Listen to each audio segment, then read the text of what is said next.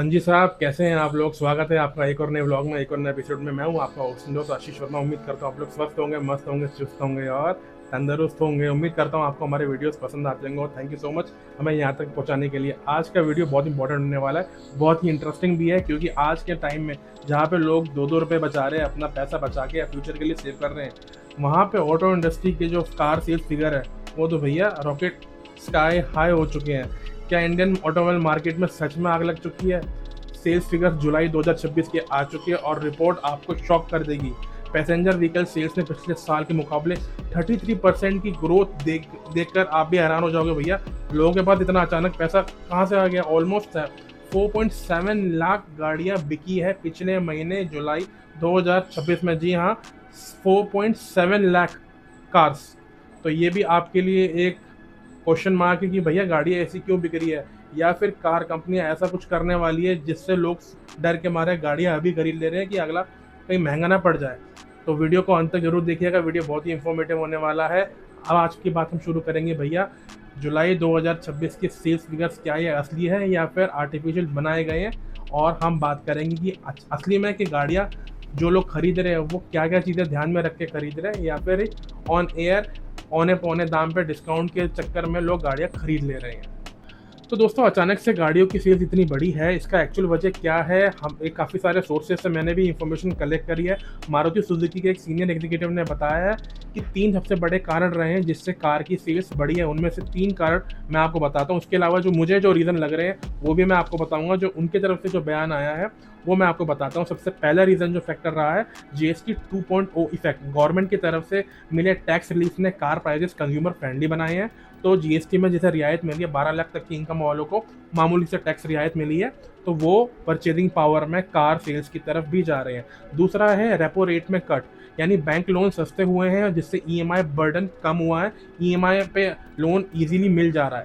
तीसरा सबसे बड़ा रीज़न जो लगा, इनकम टैक्स में रिलीफ। जैसे मैंने आपको बताया था, 12 लाख तक की इनकम पर जो टैक्स रिलीफ मिला है उसने मिडिल क्लास बायर के लिए एक पॉकेट फ्रेंडली एक स्पेंडिंग बनाई है कि आप उस पैसे को कहीं और स्पेंड कर सकते हो, जिससे कि लोग गाड़ियाँ खरीद रहे हैं।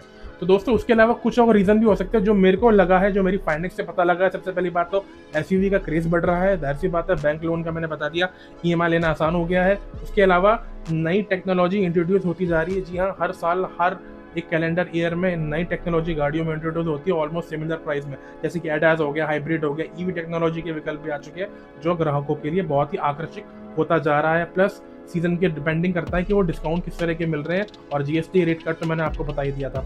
तो इस तरीके के रीजन बहुत सारे रहे हैं जो लोग अपनी पुरानी कारों को बेचकर नई कार की तरफ जा रहे हैं और उनको अच्छी डील भी मिल जा रही है। तो ये सब कारण रहे हैं जिससे जुलाई के फिगर्स, जहाँ तक मेरा अनुमान है, काफ़ी ऊपर गए, यानी 33% अपने high all time high rate पे गाड़ियों का परफॉर्मेंस, सेल्स का परफॉर्मेंस रहा है। चलिए अब बात करते हैं स्टेप बाय स्टेप गाड़ियों के परफॉर्मेंस के बारे में। देखिए, सबसे बड़ी जो मार्केट लीडर है मार्केट की, वो है मारुति सुजुकी। मारुति ने जुलाई 2026 में अपने all time best sales record बनाया हुआ है, 1,96,203। जी हाँ, 1,96,203 203 यूनिट्स। पिछले साल जुलाई 2025 में यही नंबर 1,37,776 था, 1,37,776 यूनिट्स बेची थी। ये सीधा 43.4% का ग्रोथ जंप है। तो मारुति की ग्रोथ सिर्फ SUV में नहीं है, बल्कि स्मॉल हैचबैक और अल्टरनेटिव फ्यूल ऑप्शंस भी काफ़ी अवेलेबल है उनके पास। जैसे CNG है, EV भी आ चुकी है। मारुति ने इस टाइम मार्केट शेयर को कम्प्लीटली डोमिनेट कर रखा है, ये बात सच है। वो EV में उतर चुके हैं, CNG में जाइंट तो है ही। पेट्रोल की गाड़ी काफ़ी अच्छी उनकी बिकती है, चाहे वो पैसेंजर में हो या टूरिस्ट में हो। तो ये सब चीज़ें रही हैं कि मारुति का सेल्स फिगर बहुत ज़्यादा अच्छा रहा है।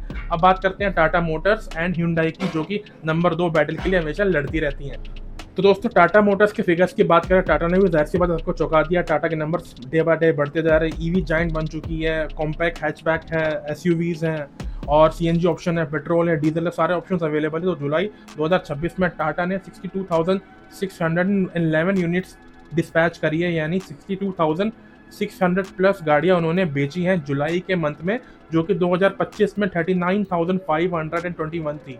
यानी काफ़ी अच्छा ग्रोथ उनको मिला है। ऑलमोस्ट 58% का मैसिव ग्रोथ है। EV और ICE दोनों सेगमेंट में टाटा ने दबदबा अपना बना के रखा हुआ है। देखिए, Hyundai की फिगर्स की बात करें, Hyundai ने भी अपना all time highest monthly sales hit किया है, 54,210 यूनिट्स बेची है, यानी 3% का ईयर ग्रोथ। क्रेटा और वेन्यू की वजह से Hyundai स्ट्रांग है, लेकिन जुलाई में टाटा ने Hyundai को पीछे छोड़ दिया, नंबर 2 की पोजीशन पे आ चुकी है। तो टाटा हेड्स ऑफ हो चुकी है और Hyundai और महिंद्रा के लिए ये रेस थोड़ी सी और टफ हो चुकी है। अब हम बात करते हैं महिंद्रा, Hyundai और अदर प्लेयर्स की, जो इस मार्केट में अभी कैसा उनका परफॉर्मेंस रहा है जुलाई 2026 के मंथ में। देखिए महिंद्रा के जो फिगर्स हैं, जाहिर सी बात है एसयूवी का किंग रहा है, तो महिंद्रा ने 60,048 यूनिट्स बेची हैं, 20% की ग्रोथ है, जिसमें थार, स्कॉर्पियो एंड और एक्सयूवी 7 की डिमांड अभी भी टॉप पर बनी हुई है। होंडा के फिगर्स की बात करें, होंडा के लिए भी काफ़ी अच्छी यूनिट्स उन्होंने बेची है, लेकिन अभी भी बहुत पीछे है वो, 6,014 यूनिट्स के साथ 40% की ग्रोथ है। टोयोटा ने 30,516 यूनिट्स बेची हैं, 5% का ग्रोथ उनको भी मिला है। उसके अलावा किया इंडिया की बात करें, 28,200 यूनिट्स उन्होंने सेल करी है, जिसमें 27.4% का बेस्ट जुलाई ग्रोथ है। फिर हम बात करते हैं MG मोटर्स JSW, 8,158 यूनिट्स, 22% की ग्रोथ के साथ। देन फाइनल में निसान इंडिया ने 4,518 यूनिट्स बेची है, जो कि 3x है जंप फ्रॉम लास्ट ईयर, क्योंकि काफ़ी गाड़ियाँ निसान और रेनॉ की भी आई है इस साल। लेकिन दिमाग में एक घंटी ज़रूर बजती है दोस्तों कि क्या सब कुछ इतना अच्छा है, वाकई में सब कुछ इतना अच्छा फिगर चल रहा है, क्या मार्केट में इतनी अच्छी उछाल हो चुकी है।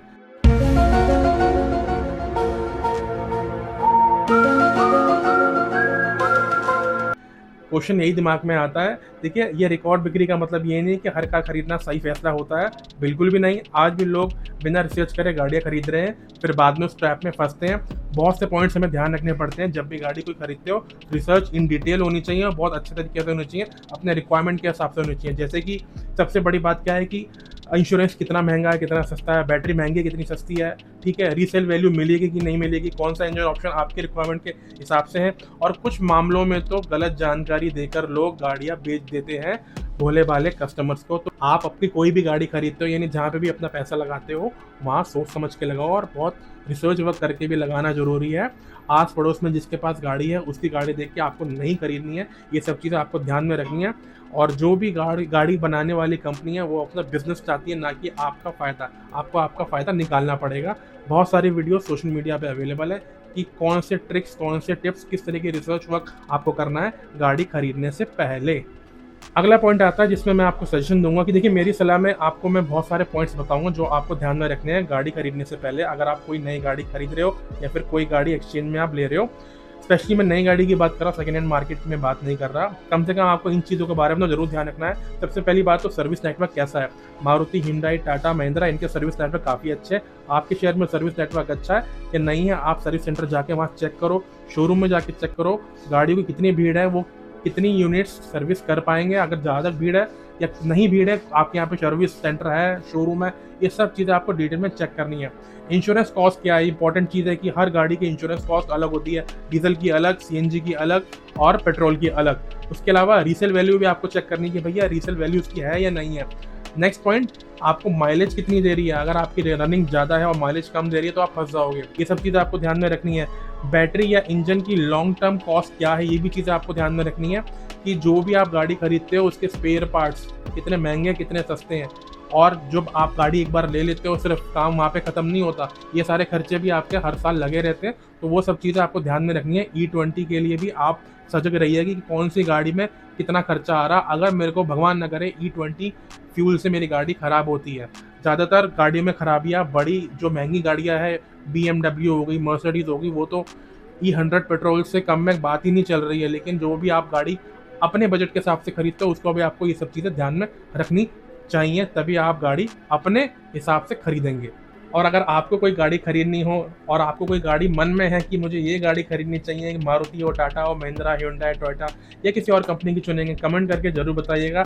यही था आज का वीडियो। उम्मीद करता हूँ आपको क्रक्स ऑफ द स्टोरी समझ में आएगा और हमारी वीडियोस आपको पसंद आती होगी। अगर इसी ईमानदारी और इंसानियत को चाहते हैं F50 पर आशीष को सब्सक्राइब जरूर करें, और सब्सक्राइब करने के साथ साथ वीडियो को लाइक करें, शेयर करें, सब्सक्राइब करें, बेल आइकन को जरूर दबाएं, उसे दबाना ना भूलें, और वीडियो को जितना ज़्यादा हो सके शेयर करें। वीडियो देखने के लिए बहुत बहुत शुक्रिया। इसी तरीके से अपना प्यार बना के रखें। तब तक के लिए take care, bye bye and sayonara.